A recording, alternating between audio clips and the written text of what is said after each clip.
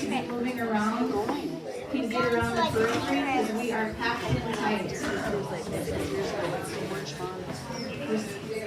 The first thing I'll ask is, could everyone make sure that you silenced your phones? Is mine or not?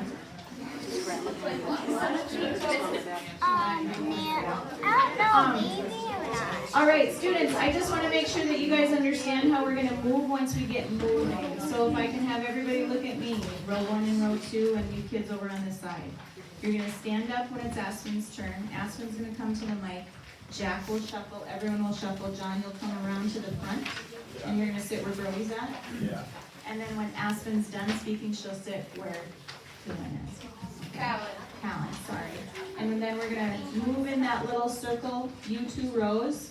So by the time it's for you to come up and speak, you'll be right in this spot, okay? You 4 kids get to just relax and hang out, and when it's your turn, it'll be time for Callie and Mason and Chloe to go, okay? We realized in the panic, there's a lot of moving parts, and we've been planning this since, I don't know, July. When did we Zoom call you, Carson? June, July. We were all at the lake enjoying the summer weather, and now we're all cool. And so there's been a lot of things that have been going on, and so we regretfully realized tonight that Miss Chloe didn't get into the program at the end, so she will be performing her piece. You don't get to see it and read it as we go through, but we will get to enjoy her words because these kids have all been in workshop with Miss Ellsworth on the 2nd of October and under this theme of cowboy poetry. So I think we're in for a really cool night. But I'm not the star of the show. Christine Ellsworth is. So she's going to be coming up to kick things off, and we're going to listen to our Poetry Slam 2025.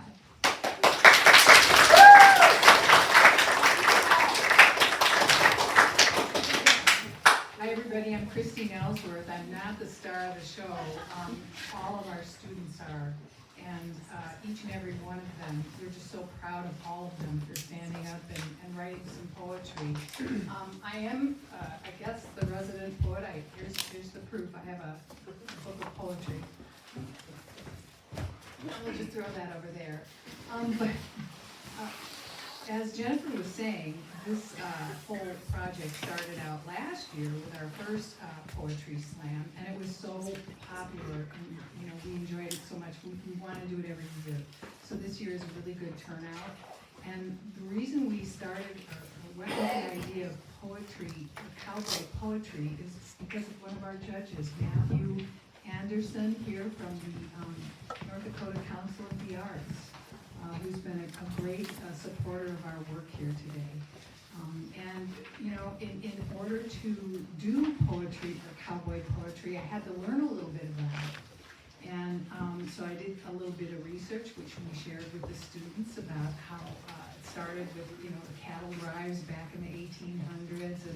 And this is what the cowboys did to kind of pass the time. You're driving on 8 hours in a saddle, and the only thing you have to do is think about rhyming. And there was a lot of the poetry, cowboy poetry, is couplets that rhyme, and based on the things that they experience, as I'm pretty sure our cowboy poets will share with us today. And what we did in the classroom on October 2nd was we read 2 poems. The first one was Between the Ears by Carson Hauser, who's with us tonight. Very proud to have her with us. And the students read that, and then we read another one because there are cowgirls.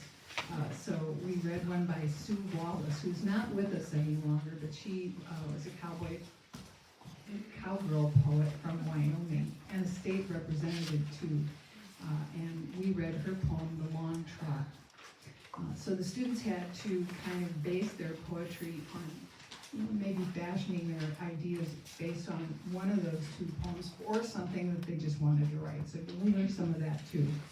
So with that, we're going to start. And I think I'm going to introduce each one to you, so we kind of keep it still. And our first poet is Aspen Guts. Please welcome Aspen.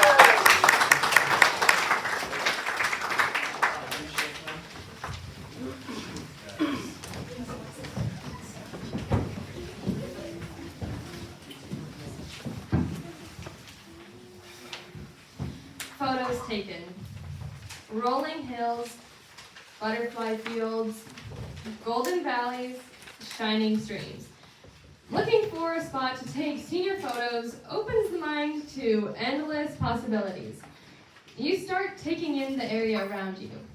What you've seen 1,000 times becomes something of great potential. The land you've recklessly walked across now appears as something you wish to preserve in time. A moment, forever paused. How many other teams have seen the same field and rejoiced at the possibilities at hand? Nature is ever-changing, ever-evolving, and so is the mind. The mind, a beautiful thing, much like nature, just contained. I envisioned the hills at the far end of the butterfly field to have a setting sun. Golden hour's light turning the valley into an area of majesty. The moon illuminates the water at night's end. What was another hill, another field, another valley, another stream, identical to all the rest, has a story all its own. However, you have to open your eyes, take the time to read its story and see the past for all its beauty, to revel in all its glory. Then no longer was I thinking about where I wanted senior photos taken. Instead, I wanted to take photos. Photos of another hill, another field, another valley, another stream. Another place I hastily discarded as being like all the rest. Now, if you'll excuse me, I have photos to take.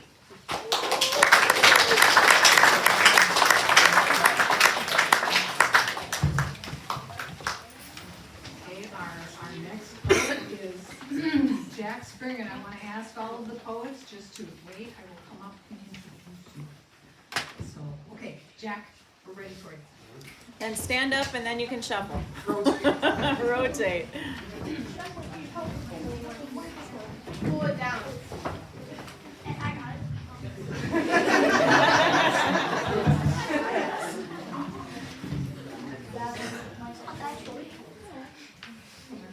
The Fisherman by Jack Springer.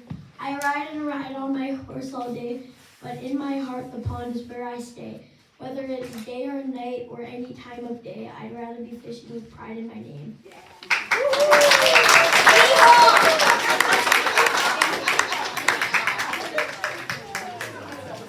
Thank you, and our next poet is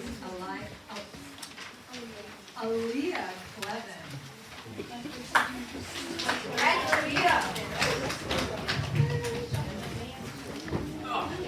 Adjust your mic up, Aaliyah. Adjust your mic up a little bit. Yeah. A little more.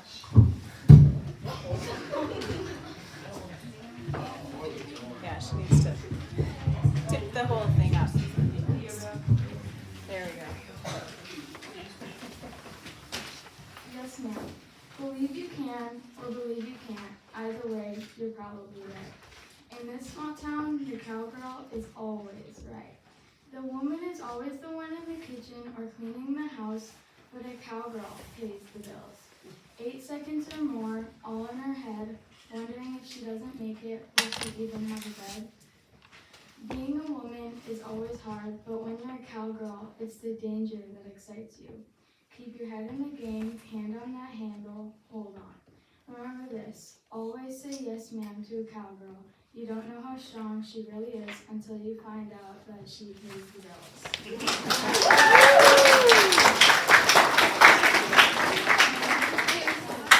Okay, our next poet is Bristol. Give it up for Bristol.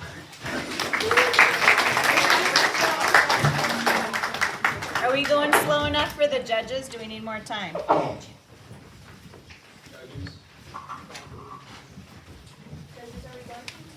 You going too fast or you going okay? All right.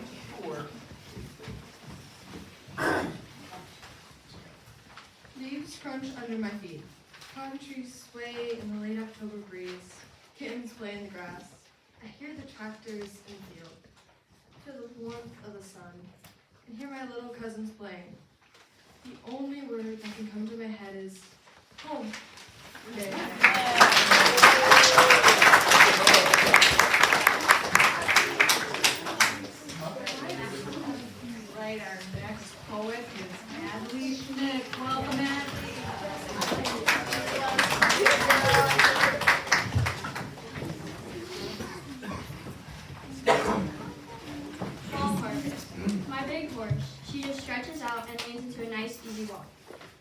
near. Sunflowers and beans are ready.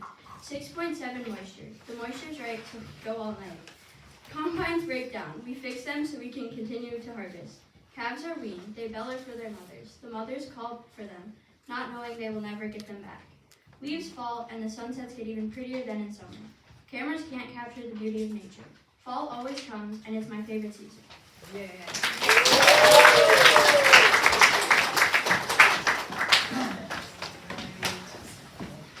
How are we doing so far? Everybody enjoying this? Yeah, wasn't it great? These are good poets we have here. And our next poet is Lucy. Welcome, Lucy.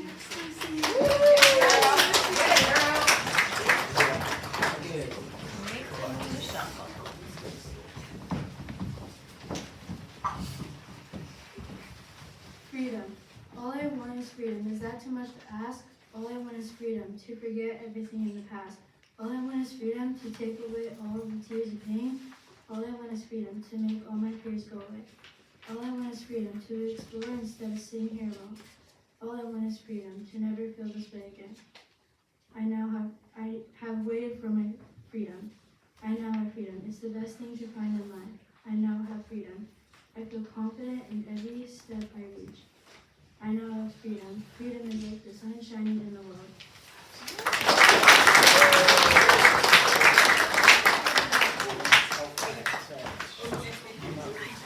Right. Our next poet is William Gutzner. Then we're going to take a break and hear from some of our judges. William, welcome. Thank you.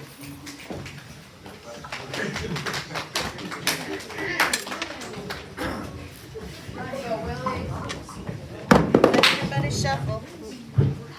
Hello, my name is William Gutzmer. Poem name is Please Give Me the $50 by William Gutzmer. Out on a wide open plains, a cowboy rides his horse steady and sure. Sun beating down, dust swirls in the air, and the herd moves slowly across the dry land. With rope in hand, watching calves, waiting for the right moment to throw, the lasso flies clumsily, catching one with luck. The horses answers every shift and turn, muscles working neath leather and sweat. Time slows out here, where wind is only sound, and the land stretches farther than the eye can see. As evening falls, the cowboy feels the pull of home, but the open range stays in his mind.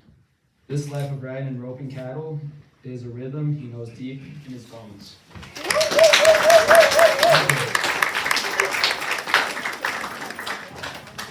That's the end of our first set.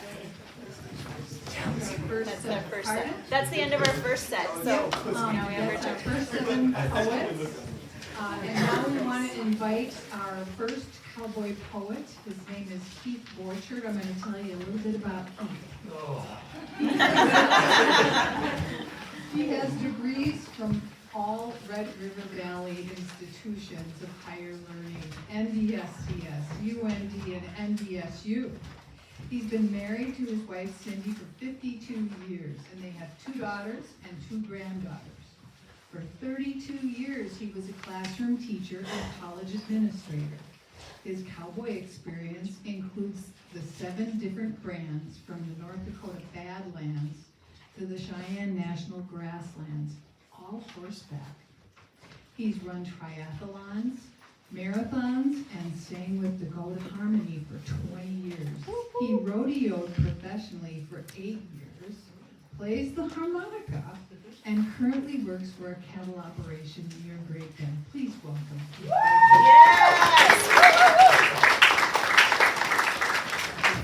I don't think I need a microphone. I'm a 4th generation North Dakotan. My grandfather and great-grandfather homesteaded in west central North Dakota, in Sheridan County. In fact, the homestead is on that old bend. Yeah. They raised 3 crops: rocks, thistles, and hailstones.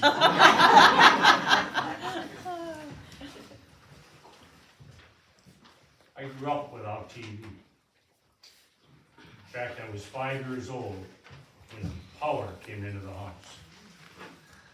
I was in a schoolroom, the first 1 through 3, just like this, except the restrooms were outside.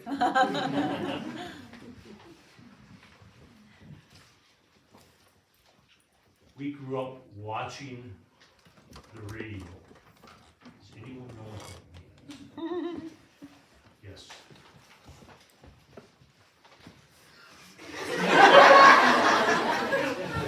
So, back in the olden times, You're kind. we used to watch.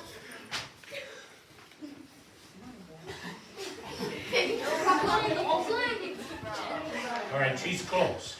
I'm a boy.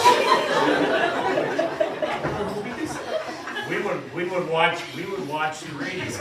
We'd get up in the morning, and when power came in, we had a radio in a wooden box. We turned it on, waited for about a minute and a half while the tubes warmed up, and we would listen to programs like Gunsmoke, Rin Tin Tin, Little Orphan Annie, The Shadow, and visualize in our minds the set, the setting, the characters, and create a story. Now, very similar to what cowboy poetry is, because cowboy poetry has rhyme and rhythm or meter, but it also tells a story. And that story is often lived by the poet, by the writer.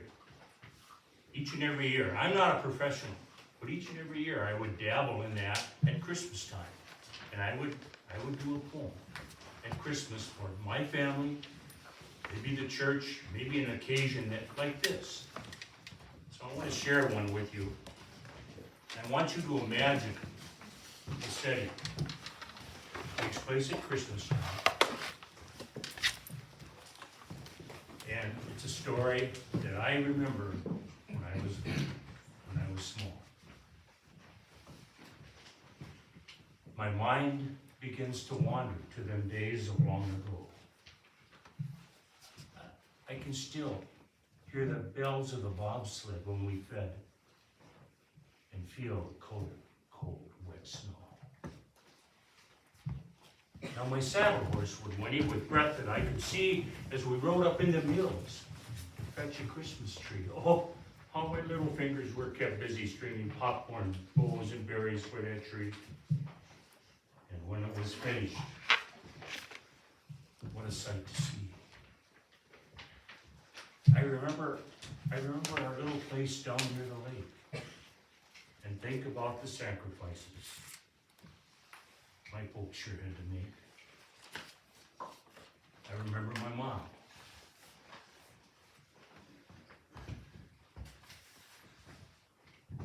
I remember my mother preparing special treats and hanging up her stocking she took right off her feet.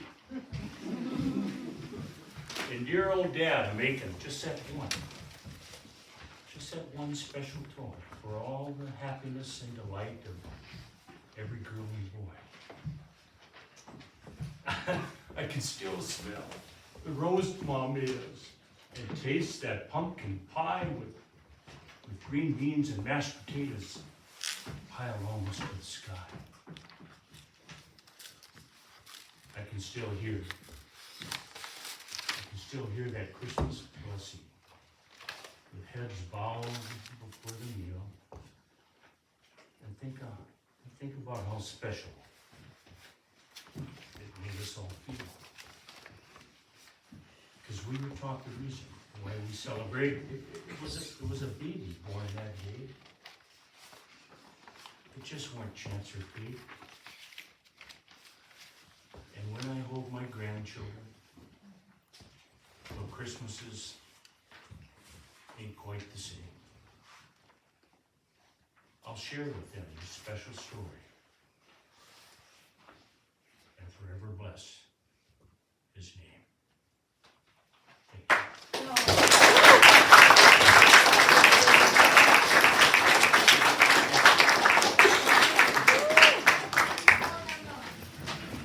Oh, my goodness, thank you. Thank you so much.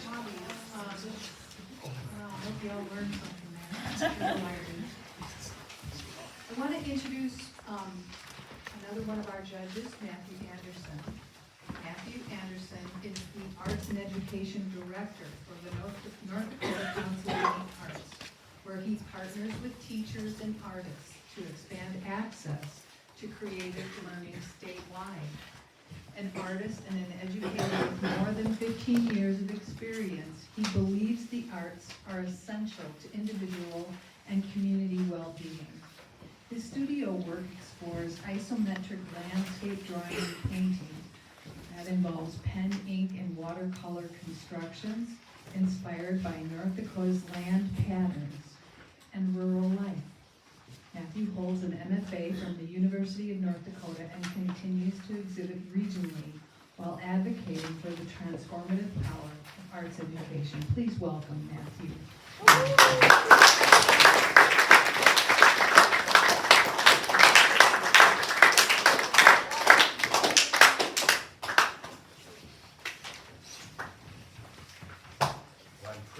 I'm pretty sure I'm gonna need the mic. My voice is not that powerful. Everybody hear me okay? Yes. Matthew Anderson, thank you so much. With the North Dakota Council of the Arts, Arts and Education Director. So one of my primary responsibilities is providing funds to support arts opportunities for schools and communities across the state. So it's so incredibly inspiring, humbling. My favorite place is not right here, right in front of the mic, so I'm just humbled to be here watching all of the, your students, share your words with us. It just makes me think of how powerful imagination is. When I'm back there listening to, your words. So another program I run is Poetry Out Loud. Some of you have participated in that before, where students are asked to recite the words of other poems and other poets, right? So hearing your words, it's just profound as I'm back here listening to what you're seeing, what you're observing in the world around you, and then what's gonna come of that as you go forward. So very happy to be here. Can't believe this is my job. To support opportunities like this is nuts. So thank you for having me.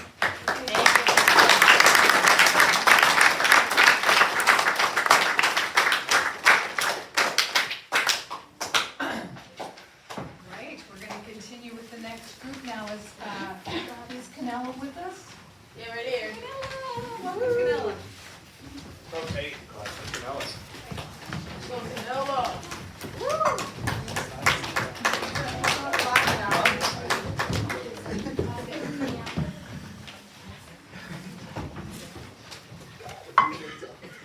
Cowgirl is her name. Stay positive through the highs and the lows. Keep calm and face for the test. It's rodeo season and I have a task that needs accomplishing.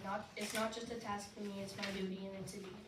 I'm behind the chutes where all the cowboys and cowgirls gather, getting ready to face their fears. There I am, threading my rope, taping my wrist, putting on my chaps and vest, preparing myself for what I'm about to face. I'm standing on the buck and shoot platform. That's when I hear it. Going down to chute number 6, Canella Seeley, the cowgirl from McLeod, North Dakota. The announcer says as the speakers blare. I'm in the chutes, on a one-ton bull, waiting to buck. I'm waiting, patiently waiting. Adrenaline is rushing through me. All I can hear is my Uncle Caleb holding my shoulder and telling me, come on, Seeley, calm down, make me proud now. Alright, boys. Alright, okay, boys, okay. I say as I'm nodding my head. The chute's open and everyone is cheering. People think bull riding is hold on and don't fall off. That ain't it. I remember that isn't it as I keep my back straight, my feet out, stay out of the bull's territory. I'm holding on for dear life. With my right hand, left hand flaring back and forth, focusing on not trying to touch that bull. Stay on. All you have to do is stay on. I think to myself, tightening my grip. Such a long time. It's not just 8 seconds. It's the longest 8 seconds of your life. Buzzer goes off. 85 points to Canella Seeley. I made it. The crowd cheering. All I can say now is my task has been accomplished. I've made my family proud. They're all astonished. Uncle Caleb yelling and cheering my name. My spirit none can claim. My legacy is your own cowgirl's name.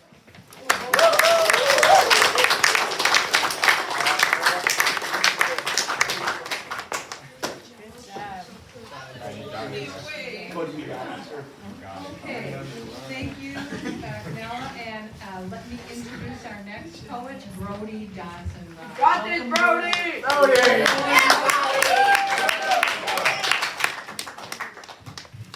Let everybody Everybody shuffle. Wait till they're all seated. My poem is It's All in Your Head. It's all in your head. You can do anything. Let's overcome your mind. That's the challenge. Your mind tells you it's too difficult. But when you believe in yourself, you can do anything. Overcome any challenge, face fear itself, and climb the highest mountains. But you have to win the mental battle first. Good job.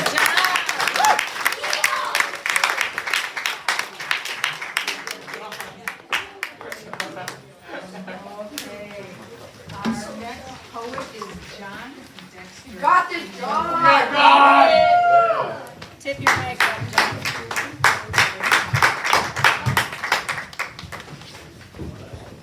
Everybody shuffle. My poem is called Clear Skies.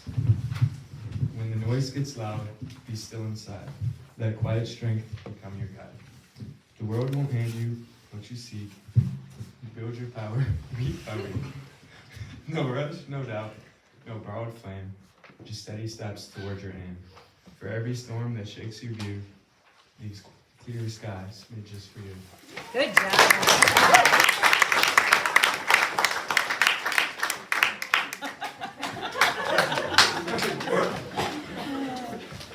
Did you notice those couplets? Yes. Okay. There we go. Okay, our next poet is Emma. Welcome, Emma.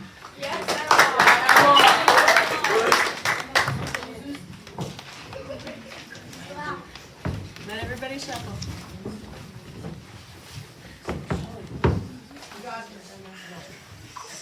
In this small town, believe you can or believe you can't. If you think you can, then you will.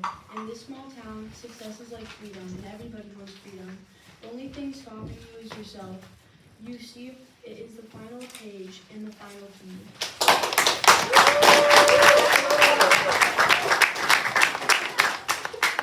Okay, our next poet is Violet. Welcome, Violet.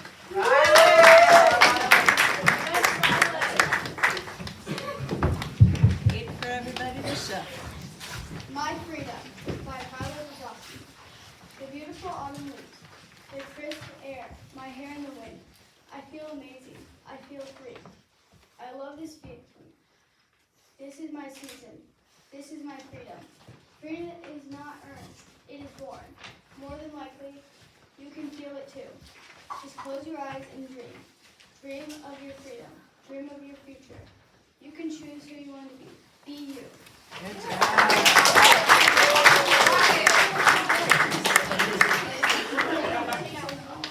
Amazing.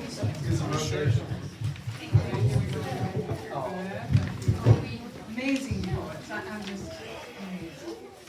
Our next poet is Olivia. Welcome, Olivia.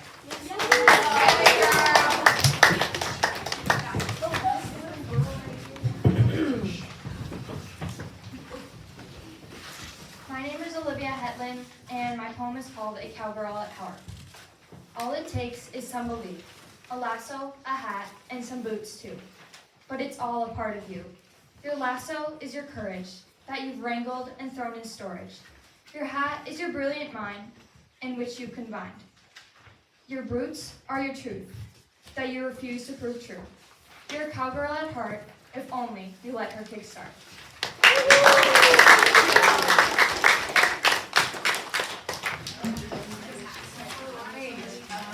Our next poem is by Adeline. Welcome, Adeline.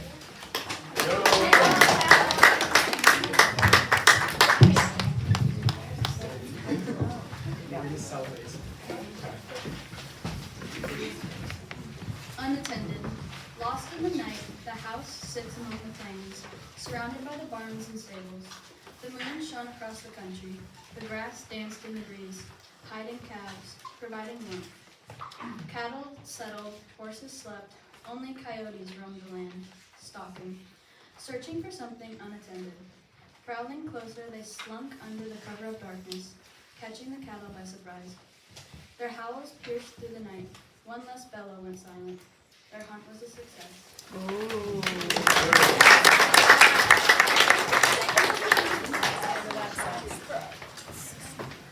That's our next set of seven poets. And now we are going to introduce a couple more of our judges. Our first is Kara Cody Brown, and I'm sure many of you know Kara. But Kara wrote her bio for us, and it's going to be fun to read. Kara spent most of her formative years in a vacant lot in Mandan, North Dakota. Sticky noodle days and picnics in the park were the family activities. Grape Kool-Aid. Now she teaches bilingual fifth graders in Moorhead and still enjoys a good picnic. Locally published in Red Weather, Northern Narratives, ND Horizons, and twice featured on NPR Main Street. Please welcome Kara Cody Brown.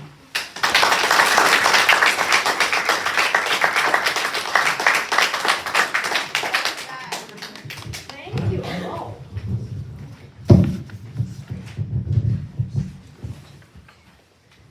Is it okay? Hey, thanks. Great to be here. I love hearing all these poems. You guys are so good. Very fun. Okay, so I'm not a cowgirl poet, but I was a West River kid, and I had a pretty dusty childhood. So this poem is called Vacant Lot. Shrouded from adult eyes by its own homeliness, the vacant lot beckoned us, her beauty only visible to the young. Dandelions, clover, and grasses, our prairie, our garden, our field of dreams. Big boys were kings, big girls were queens. A precarious monarchy susceptible to coups. The vacant lot, oh gee, what happened? The vacant lot was our gridiron and racetrack, mud kitchen and science lab, our fight club, and our Disneyland.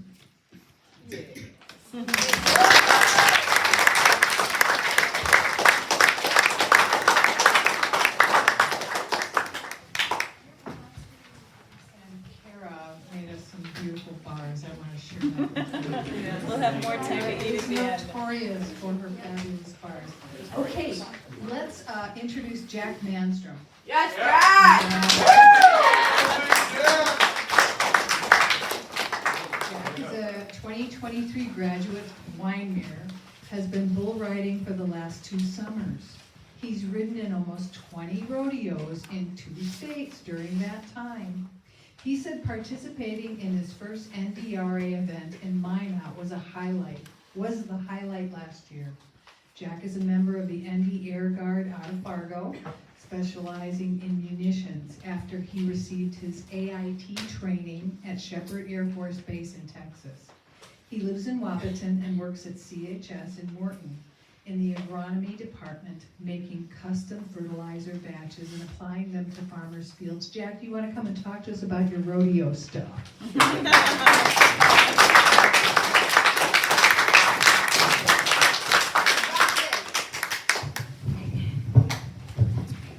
Hey everyone.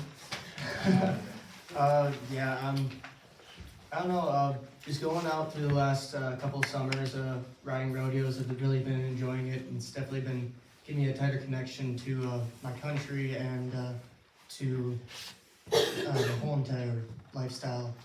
And I don't know,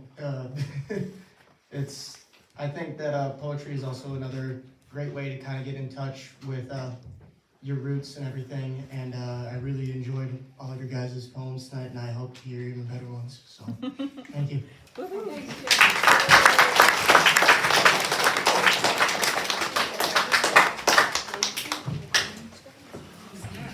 we go with the last group of poets here in Wyndmere.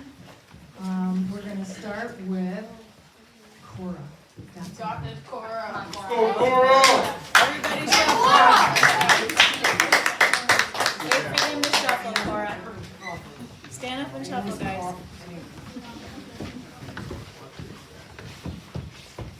Hi, my name is Cora Nelson-Rod, and my poem is Farmland and Prairies. Pretty quick, the fog clears. Prairies open wide. Crickets in the grass, hop up so high. The train tracks winding, can blow the whistle finding. Gravel roads go as the dust bunnies roll. Corn in a maze is a puzzle, sunflowers in a row. The fall breeze and pumpkins, grain carts in a row. The farm cats are lying in the grass, the flowers in the garden, making a flower ring, the joy can be binding.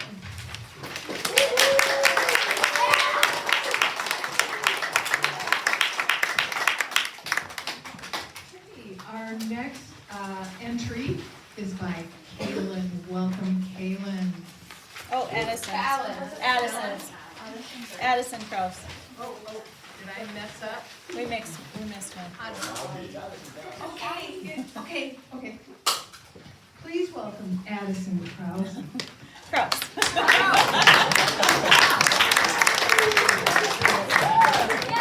Okay, let them all shuffle, Addison. Give them a minute.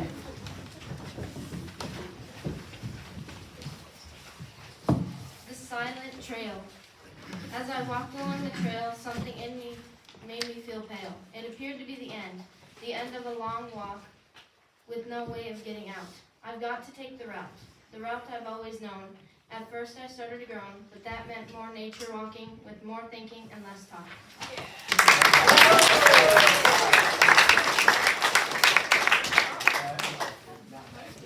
Now, Callan. Please welcome Callan. Let everybody shuffle. Hello everyone, my name is Shuffle, Callan. shuffle, shuffle. Just wait one sec for them My to shuffle. poem is titled The Diary of a Young Rancher. I spent the first 6 years of my life living in town, and when I graduate, I want to move to a big city. So if I were to call myself a cowgirl, it would be a disgrace to cowboys and cowgirls of any race. I moved with my family to a ranch in the little town of Barney, and ever since my life wasn't the same. Instead of taking out trash to the curb, it became feeding barn cats and taking slop out to the chickens. Soon enough, my dad bought me my very first cow for my birthday. Our ranch began to develop over time: cows, goats, sheep, pigs, chickens, cats, cattle, dogs, and even peacocks, as well as guineas, ducks, and geese. We then started having animals start birthing. Not only did we have cows, goats, sheep, and cats, but now we had calves, lambs, kids, and kittens. My two sisters, who haven't yet graduated, were assigned to goats and sheep. One of them raised sheep, and one of them raised goats. I, on the other hand, being the youngest, still had the heavier load of cows, chickens, and cats.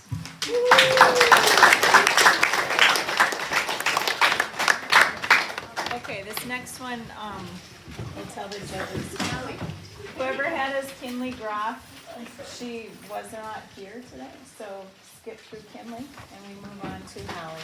We will introduce our next poet, Hallie. Welcome, Hallie.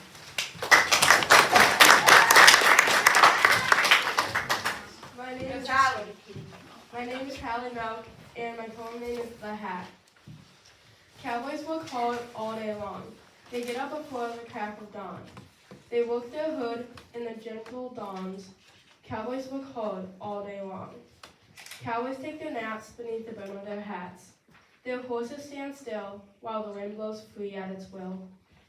The dust blows dirt and sand while the reins lay loose in their hands. Cowboys take a nap beneath the brim of their hat. Cowboys ride pride, brands, in 8 seconds. Cowboys ride, their hands sore and restless. Cowboys will forever find their way home. Boots muddy, pants tore, hands always sore, always ready and steady, though the work seems heavy. The trail ahead always runs steady.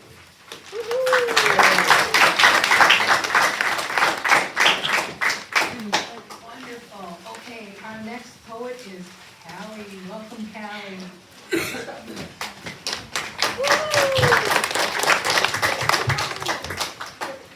Board Along by Callie Losberg. Cowboys, cowgirls, riding in the wind. Listen to the country child sing.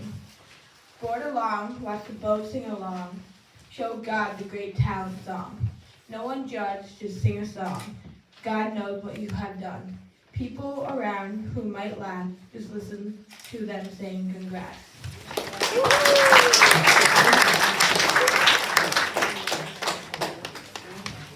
Right, our next poet is Mason. Yeah. Welcome, Mason. That's Mason!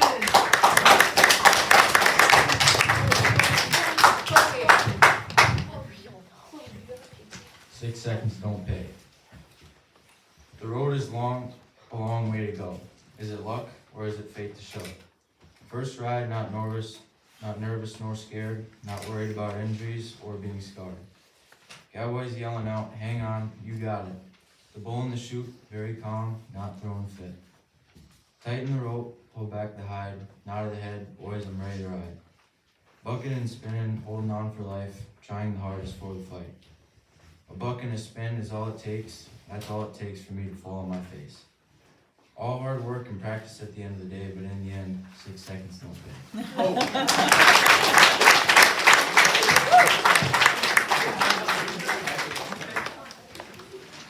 right, our last poet is Chloe Vosberg. We don't have her printout, but she's going to read it to you. Yes, Chloe! Go, Chloe! That's my sister!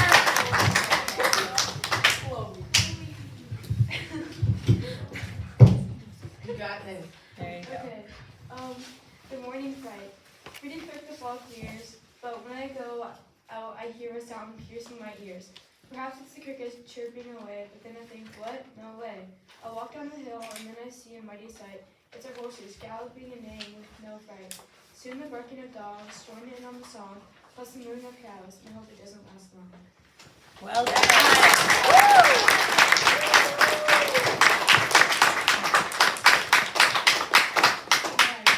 That was our 21 poets tonight, I think, and I want us all to give another round of applause for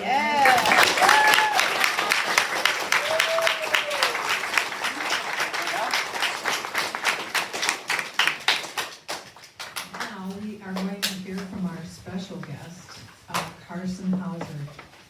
We are just so honored to have this gentleman here. Carson Hauser is a rancher, a bull rider, and a cowboy poet from McCluskey, North Dakota.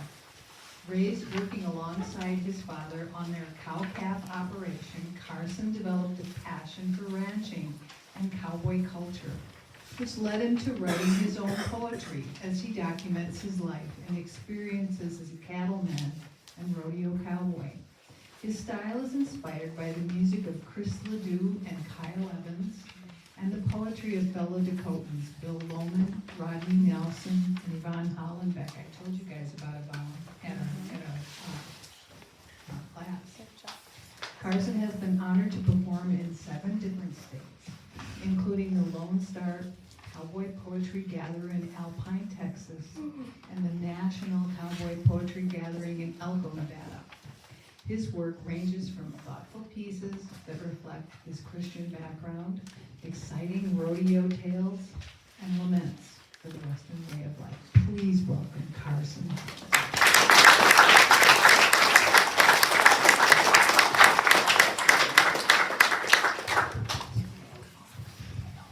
Well, I don't know what I did to get my name on the poster, but Matthew gave me a call and here we are.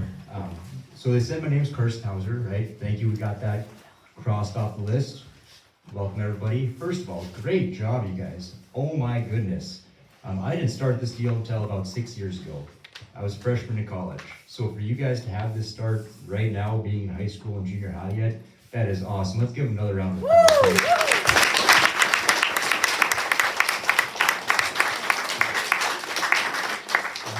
You guys earned it. I had 3.5 hours on my way down here. I teach agriculture up there in McCluskey, North Dakota, which if you're not familiar with McCluskey, I'm about an hour north of Bismarck. If the wind's blowing the right way, I can throw a dart into Canada. We're not quite there. I spent some time down kind of through this part of North and South Dakota. Desi, they're not going to throw me out, are they? I graduated from South Dakota State University in Brooklyn, South Dakota. Okay, we got a few fans. I started writing poetry while I was attending Miles Community College in Miles City, Montana. And we talked a little bit earlier about where cowboy poetry started. Cowboy poetry started with cowboys. I mean, that makes sense, right? And I'm reading Lonesome Dove right now. If you've ever read Lonesome Dove, congratulations, man, it's almost 1,000 pages. That's a booger to read. But they're, starting on the border town of Lonesome Dove, working their way towards the Milk River, kind of that Milk River loop in northern Montana and Canada.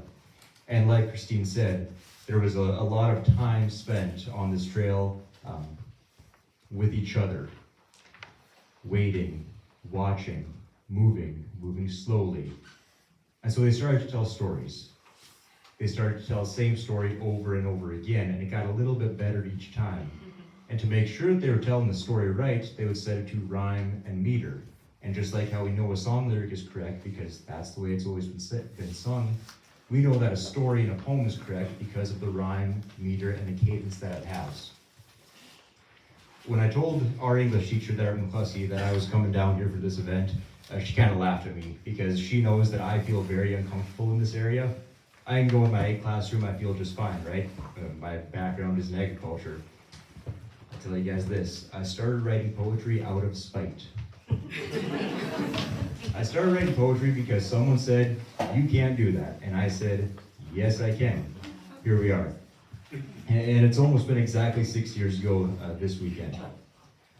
I wasn't expecting to hear Sue Wallace's name when I got down here, or Yvonne Hollenbeck's, so that's really cool to talk about. The first trip that I had out to Elko, Nevada for the National Cowboy Poetry Gathering was on the Rod McQuarrie and Sue Wallace Scholarship. And the Rod McQuarrie and Sue Wallace Scholarship is designed to give young people in cowboy poetry a chance to perform at a high level. And the purpose of that award is to advance the future of the National Cowboy Poetry Gathering. So Rod and Sue, they were a married couple. Rod and Sue's poetry is very near and dear to my heart, and I'm glad you guys got to hear that poem because it's absolutely beautiful. The first time that I did this, I was a junior in college, and I went down to Valentine, Nebraska for the Nebraska Cowboy Poetry Gathering. I had never performed poetry live in front of anyone, and on stage was myself in one chair, and the lovely Miss Yvonne Hollenbeck in the other chair. And Yvonne's a great lady. Oh my goodness. If you ever get the chance to meet her, she is awesome. If you get the Farm and Ranch Guide by any chance, she has a column in there called Out My Window, and she's a wonderful writer. She's greatly influenced me and kind of what I do. And I hope that you guys find someone like that. I hope you find someone that pushes you to continue in this, right here, right now. Because what you're writing, what you're talking about, whether you stick with cowboy poetry or you start writing about something else that interests you, that is important. Now trust me, I started riding bulls when I was 13 years old. And when you're a junior high rough and tumble bull rider, you're not going to write anything down, you're not going to leave anything when you go, it's going to be hard, fast, and lonesome. And through this poetry deal, I decided that wasn't going to be it. I was going to try to leave something behind when I go. And whether that's, one poem that stays behind or whether it's a whole catalog of them, I want somebody to be able to look back at 2023, 2024, 2025 and see what was going on in the here and now. Now, I do love those classic poems, and part of what I try to do is connect those poems from the past and bring them into the future with my own. And this is kind of where Matthew and I got connected, as a matter of fact. So the reason that Matthew and I got connected was through a program that I was involved in with North Dakota Council on the Arts to advance my own writing of cowboy poetry. And we did that through a mentorship program with myself and Mr. Bill Lohman, who started the Dakota Cowboy Poetry Gathering in Medora. Bill and I talked a lot about that tradition. What does it mean? Why do you write poetry? Why is it important?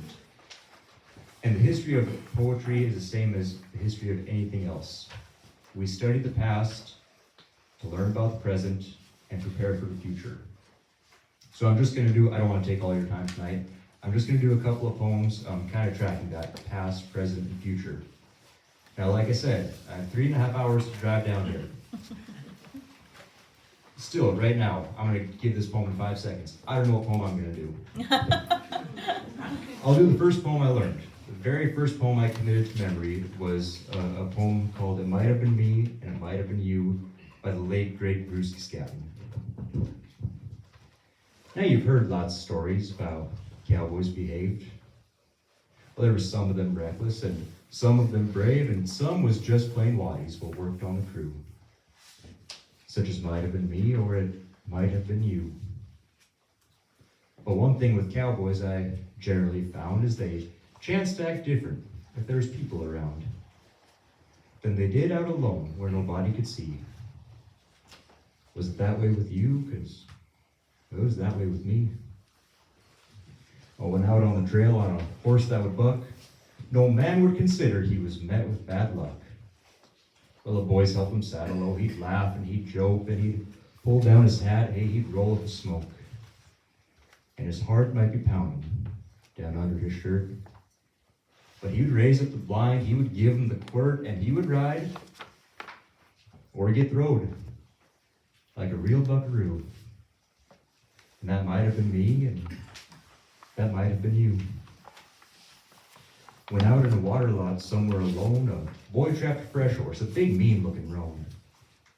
Well, how gentle and easy he got in the saddle just to see how he'd act once he got a straddle. He eased him around the corral at a walk, and he give him an earful of kind, gentle talk. He sure didn't hurry, although he was late, as he slid off real gentle, and he opened the gate. You know, he set it about like he's a riding on eggs. Boys, he's just a feeling him light with the calves of his legs. And he just stole a ride for that first mile or two. And that might have been me. And you know, folks, that might have been you. Bruce Cascad.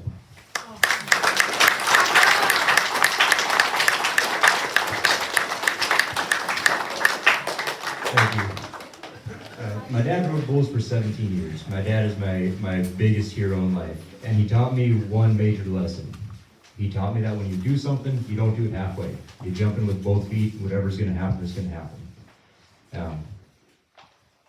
Been riding bulls for 11 years now. I'm 24. You can do the math. It's been a major percentage of my life, and you know, I'm glad to come here today with all my God-given parts. Again, Desi and I cross paths a lot. She has, you know, seen me hobbling around on crutches and other sorts of, you know, assistive devices. And I took the same mindset when I took to write poetry. If I'm going to do this, I'm going to do it all the way. I'm going to jump in with both feet. Well, I started writing just before a little thing called COVID-19. And I was a freshman in college. They kicked us all out, sent us home, and they said, you know, you're off on your own devices for the next 6 months. So we got a lot of work done around the ranch. I learned a lot of poetry, and that poem that I just did was one that I committed to memory during that time. But it didn't work super well because as I was practicing that poem, we'd be fixed a fence, and my dad would be about 100 yards south of me. He would say, "What do you need?"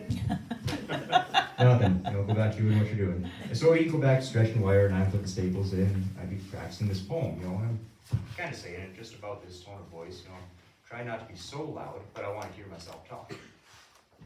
And downwind, he would catch me and say, "What?" Nothing, Dad. Go back to doing what you're doing. So eventually I just figured out, I've got to just stick to the old rule. It's not as easy or as fun to do that much. One of the poets that I really admire is a gentleman that's gone by the name of J.B. Allen. J.B. was a very serious and a very sentimental Texas cowpuncher from the great community of Whiteface, Texas. And I never crossed paths with J.B. He passed away in about 2004. You know, there was never time for me to meet him. But I've met a lot of folks that he was very close with, and I've got a feel for his poetry. Kind of, again, connecting that past, present, and future, this is the poem that I'm going to bring to you that I think sums up exactly what this whole thing means. This whole thing right here, right now in Wyoming, North Dakota. That thing that takes place the last weekend of January in Elko, Nevada. Any place, anytime, anywhere that cowboy poetry is shared, this right here is what's happening. This is called The Medicine Keepers. It was written by J.B. Allen. A man might live and work beside the fellers round the wagon and never say nothing but, oh, maybe 2 words.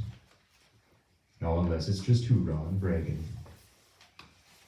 But sometimes in the solitude of some old line camp shack, he smooths a fruit can label out, and he'll write there on its back, a group of words redeemed from time, to last when they've moved on.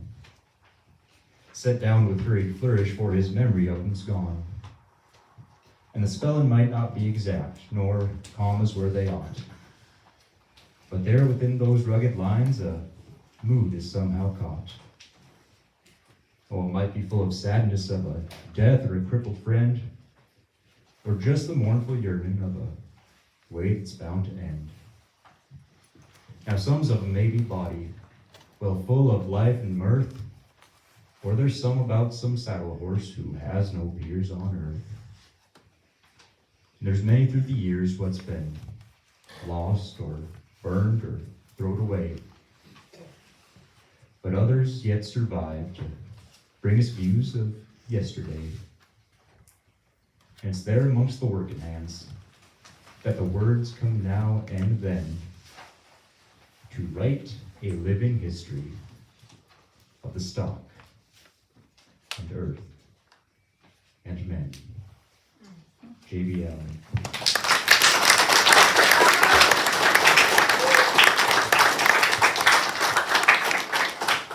All right, last one. I don't mean to bring down the mood in the room, but I love a funny story. I love a good joke. I am not a funny individual. Try as I may, man, I cannot write the quintessential funny cowboy poem, which is terrible because all the people that I look up to and admire, that I call my buddies, they write funny poems. I just can't do it. I don't know why. It's never been my thing. Here's what I can do. I can take you to a time, I can take you to a place, I can lead you to a feeling.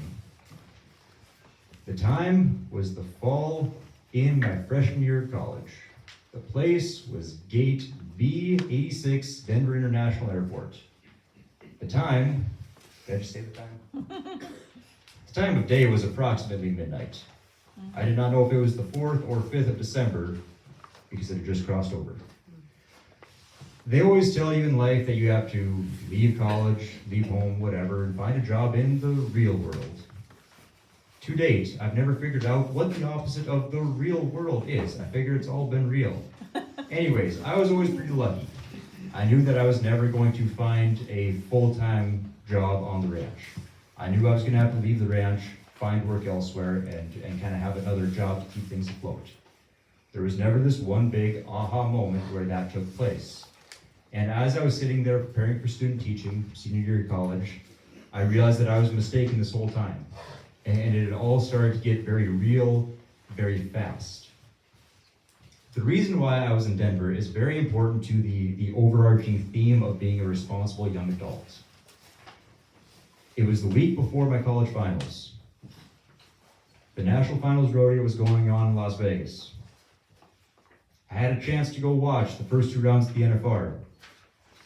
I decided to take it. When you guys end up as seniors in high school, or excuse me, seniors in college, don't take the week before finals and go to Vegas. It does not end well. Now, I do have a diploma. It's framed, hanging on the wall. It all worked out all right, folks. But again, the larger overarching theme of being a responsible young adult, don't do that stuff. At any rate, on that flight between Denver and Vegas, things kind of started to roll around in my mind. Holy buckets, this is getting real really fast.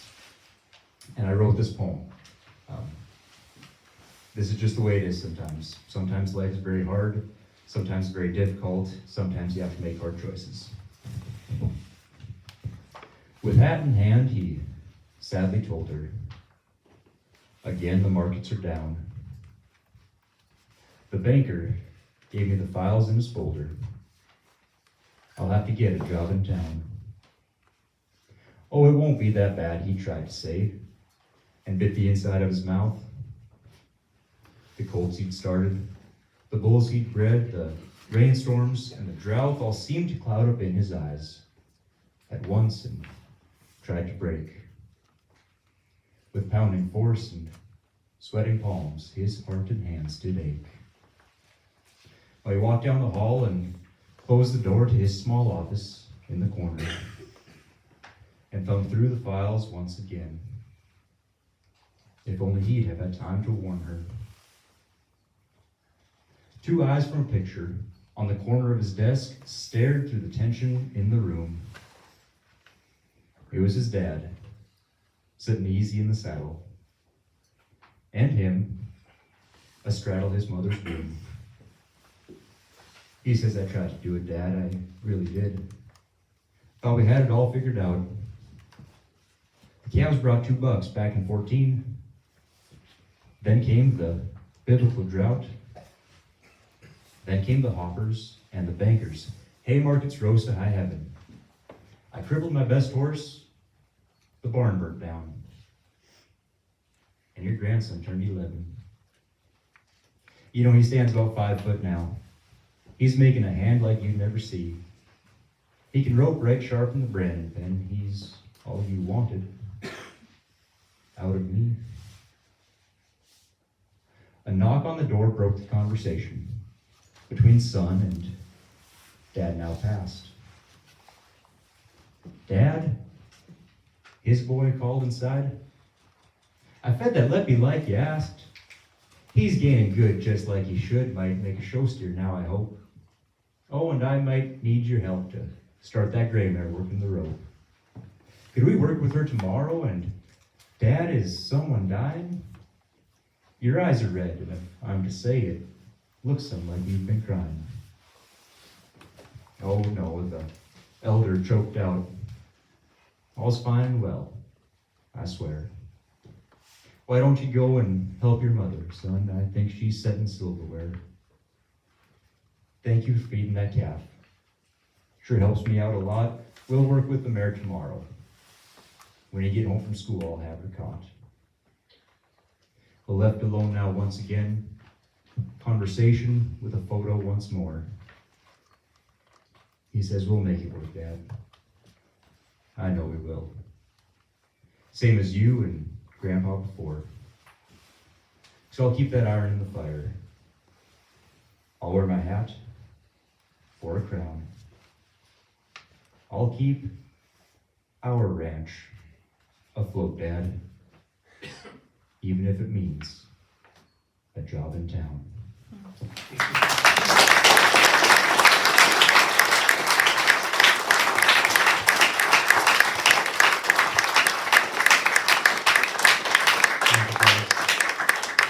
With that, I think that's the end of my time. I'm going to turn it back over to the rightful master of ceremonies. Christine, thank you much. Thank you so much.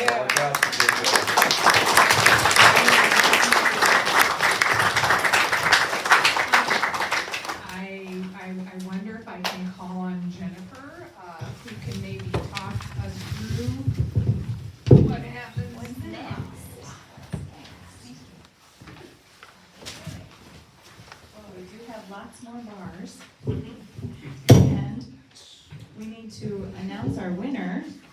So I'm going to have the judges, I'm going to gather up the critiques that you've done.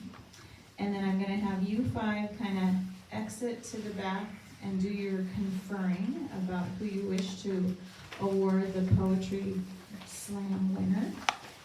And while that's happening, we need to take a picture of you kids. So they're out there doing their business. We're going to take a photo quick. And we're going to hand out your Target cards. Because all the kids get $10 Target cards for participating tonight.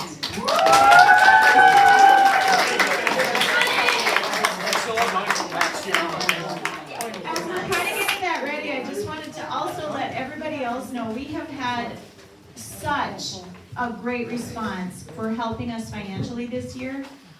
Last year, I think we were kind of right on the money. I think we spent everything that we took in. And we're building it because our plans on the future, this is going to continue to grow. We know it's a tight little spot. We think it's so quaint, though, that we don't want to give it up. So we do like performing in this little schoolhouse museum and also utilizing that for our community. But what we hope to do in the future is last year's winner with McKinley Haberman and whoever this year's winner is going to be and our future winners as we continue this program. We're going to have like a poetry park in the grass that's kind of adjacent. It's now called Gateway Park. You guys have seen the sign on the other side. So we're working with the city. Maybe we're going to need to change that. I know that's Christine's Poetry idea. park. Yeah, poetry Poetry park. park. And so we will have some way to weatherproof, have those words, whoever's words were spoken tonight, that's our winner, be there for other people to come. Check out the little museum, walk through Poetry Park. So I need to talk about all the people behind me. Let me get this mic out quick. Who have given money to us. So, Ledgewood Legion have given us a lovely check. The Rich and Wilkin Foundation gave us a huge check. That was over the summer we got together and they had one of those great big paper ones that we got to take a picture. Lincoln State Bank was supporting us, Wyoming Oil in Town, Halls Electric. The Wyoming Alumni Association, I think they might have dumped out all of their funds with us. We were expecting 500, they gave us 2,000. And so, Jimmy, I know you're in the room. Thank you so much for that. That was amazing. Oh Happy Days are the benches that we're sitting on tonight, which I think helped as far as some seating. I believe we have 66 people that have been in the room tonight. And last year we had 71, and I think, you know, it's still tight and cozy, but remember you were cold when you came in, and now you're all warm. And then the Black Pelican Motel, we want to thank Ted because Carson drove a long way, so he doesn't have to go back in the middle of the night, so he can sleep over tonight. So those are some of our people who have been very generously supporting us. And let's see, kids, what I think we'll maybe do is kind of have you against this wall. We're going to take a picture. Judges, you guys can go ahead and do your discussion out in the back room, and we'll confer back in a couple of minutes.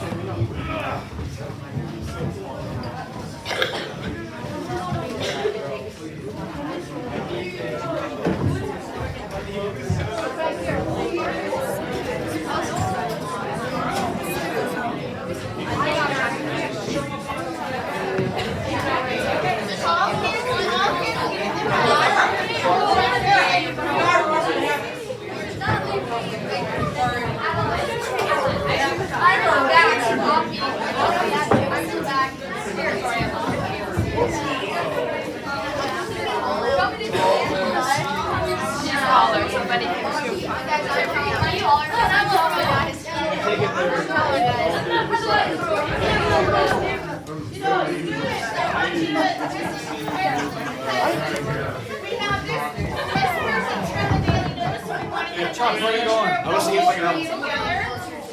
So some of you on the front might want to kind of like squat down, sit on the bench. Some of you can kneel here. If you can't see us, we can't see You guys should get out of this picture. I think I'm in it right now. Yeah, get out, Charlie. Sit on the bench. Scoot down or something. Yep, you can kneel down. Go ahead, bud. Violet, right? Okay. Yep, I don't want to get you too close. All right. Aspen and Callan, I can't see you guys. You're going to need to come around to the front. I feel You need to smile. All right, go over there and smile. All right, Carl. All right. Callie, move a little bit to your right so I can see the people in the back. Yeah, not too far. Okay, everybody look this way. 1, 2, 3. And really smile, guys. Like big smiles. Oh my gosh. It's gonna be in the news monitor. Yes. Okay, so did you guys get a chance to? What was that? That looks very fun. No, that's it. Put down.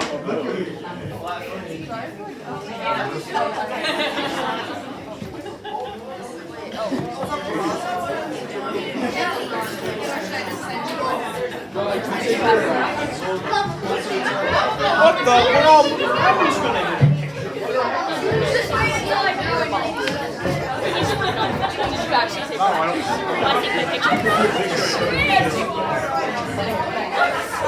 That one over there.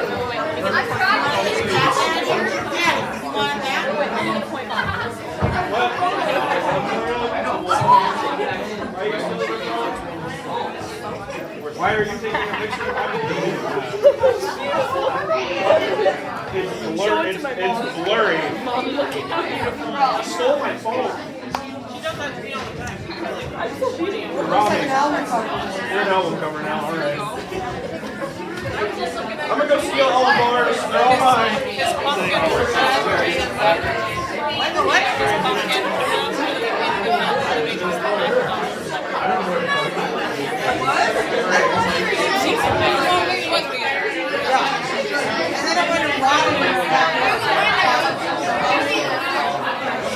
Oh, look at that. That's cute.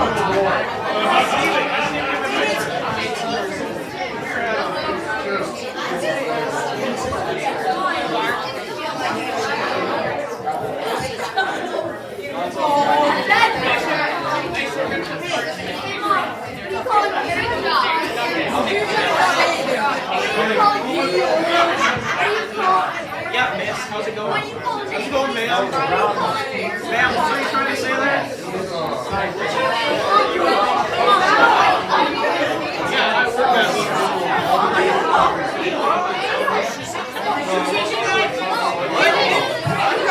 No, don't repeat that ever. In trouble.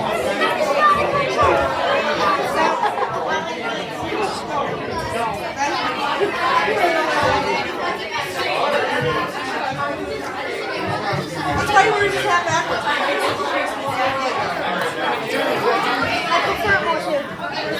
You look like Jake.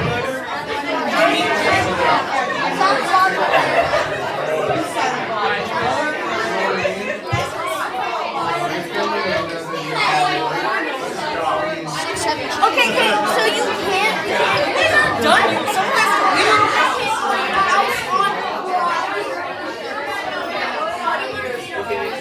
Mom, ask him what he wants to eat. What do you want to eat on Friday? Pizza, maybe.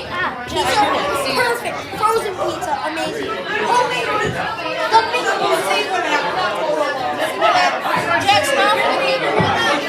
Switch.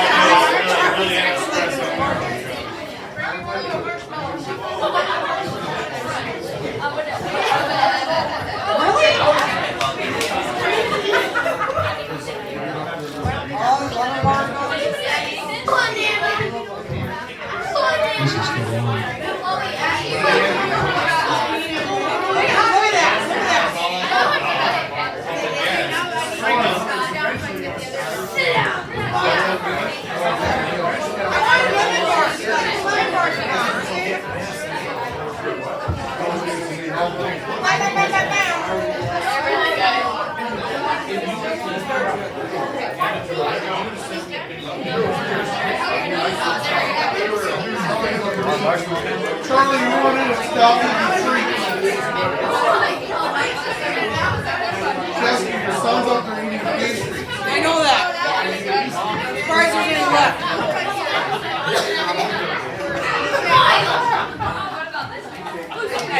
You're a liar.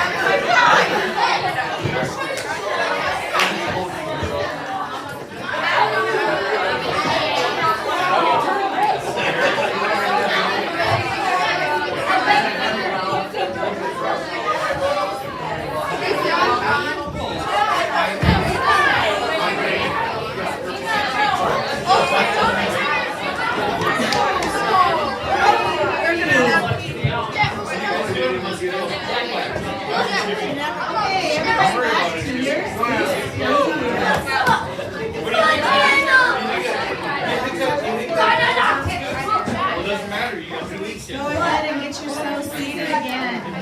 Thank you all for being so patient with us and all the chaos.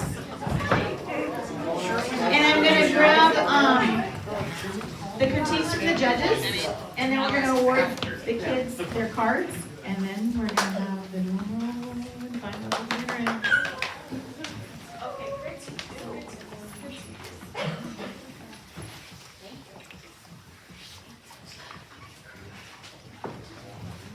I'm going to take this minute while I'm finishing my bar and ask you guys to acknowledge all of the hard work that Mrs. Manstrom and Mrs. Stringy did with the students and everything that they did to gather the poetry and motivate them and gather money and go here and there with lemonade. Thank you, John, for making the lemonade. Let's thank them for all the good work that they did.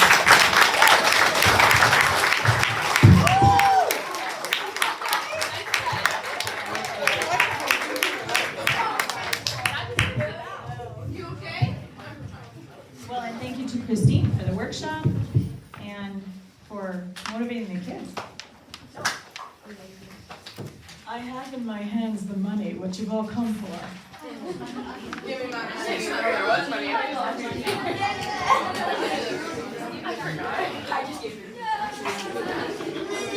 So we'll just do a real quick one clap. You can stand up and I'll hand cards kind of back. So thank you again to Poet Aspen.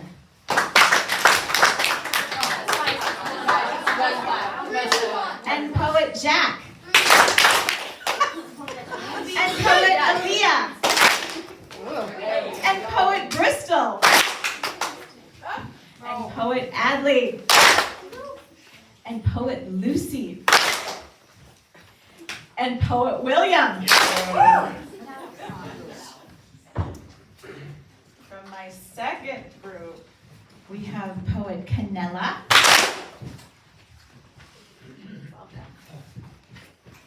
Poet Brody.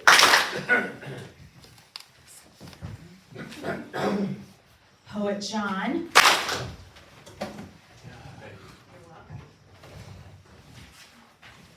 Poet Emma.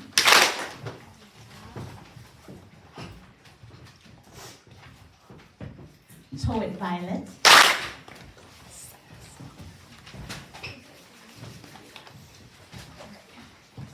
Poet Olivia. And Poet Adeline.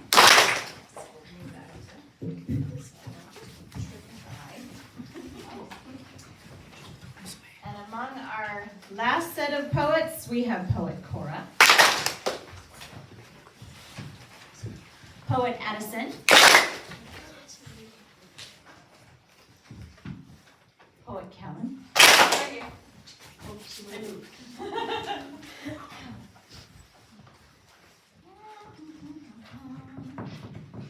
This is going to be the wrong name, but it says Poet Chloe. And Poet Hallie. And Poet Callie. See how I rhyme there? And Poet Mason. And Christine will tell us who the winner was.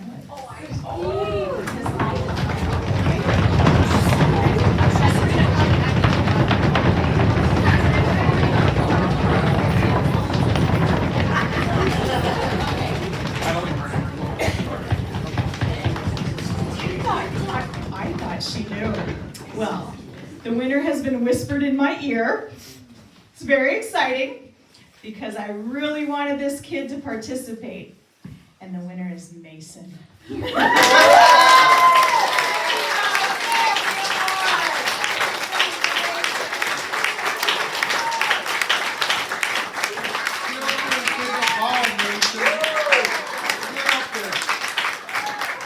Mason's also a bull rider, and I encouraged him to come, and I don't think he really wanted to, but he's here, and I'm super proud of him. Do you want to say a few words? Sure. Awesome. Yeah, Mason. I was into it and I had fun and it was a great experience. I'm glad I showed up.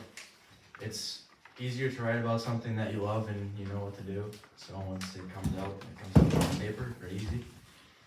And yeah, I don't like speaking in public, but I'm glad I did, I guess. Tell us about your best bull ride. My best boy. Yeah. Okay. We were in Valley City last year. Jack was there. We both did pretty well. I haven't got there yet, but I got 7 seconds. It wasn't a great ride, but I made time somewhat, so it was fun. It's always fun. There you go,